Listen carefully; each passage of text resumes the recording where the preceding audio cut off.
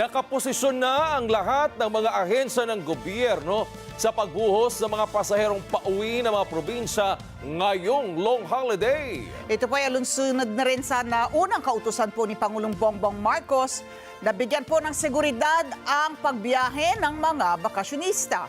Nauna nang nagpaalala si PBBM sa mga motorista, gayon din sa mga biyahero, maging kalmado, iwasang maging mainit ang ulo, sumunod sa batas trapiko para maiwasan ang mga road rage incident.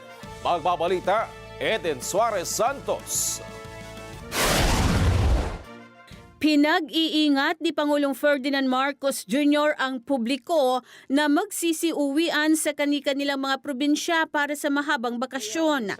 Sinabi ng Pangulo na tiyak na may kanya-kanyang lakad ang mga ito kasama ang kanilang mga mahal sa buhay. Libo-libo ang mga kababayan natin ang nagsimula ng bumiyahe bago pa man ang long weekend.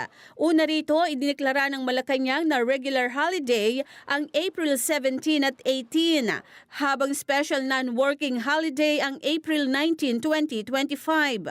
Kaya ang mensahe ko ngayon sa inyong lahat ay pag-iingat. Anya, nauunawaan niya na kung minsan ay nakakainit ng ulo ang mga traffic at mga hindi sumusunod sa batas trapiko, subalit pagbigyan na lang ang mga ito at huwag nang patulan. Piliin natin ang kapayapaan. Piliin natin ang kaligtasan para sa ating mga sarili at lalo na sa ating mga pamilya. Ang bagong Pilipino ay naninindigan para sa kanyang bayan. Ang bagong Pilipino ay pumapanig sa kapayapaan at kaligtasan, lalo na sa lansangan. Magbigayan tayo, maging magpakumbaba. Mabuhay po tayong lahat at mag-ingat po tayo sa daan. Tiniyak naman ni PNP Director for Police Community Relations Major General Roderick Augustus Alba na handa ang kanilang mahigit 65,000 na personnel sa buong bansa sa ilalim ng kanilang Operation Ligtas Sumvac 2025. Bukod sa kaligtasan ng publiko, tututukan din ng PNP ang iba't ibang krimen, batay na rin sa kautusan ni Pangulong Ferdinand Marcos Jr.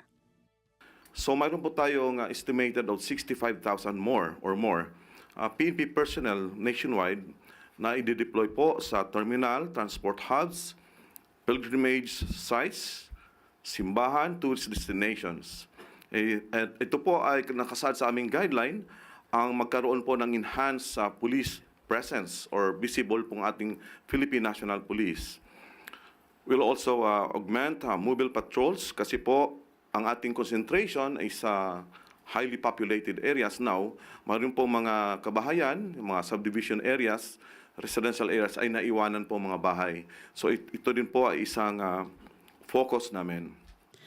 Sa panig naman ng Philippine Coast Guard ay mahigpit na ipinagbabawal ang overloading sa mga barko at shipping vessels. Sinabi ni Coast Guard Deputy Spokesperson Commander Michael Jan Encina na nag-deploy sila ng 17,000 na Coast Guard personnel upang magsagawa ng inspeksyon sa mga bumibiyahe at maging sa mga resorts.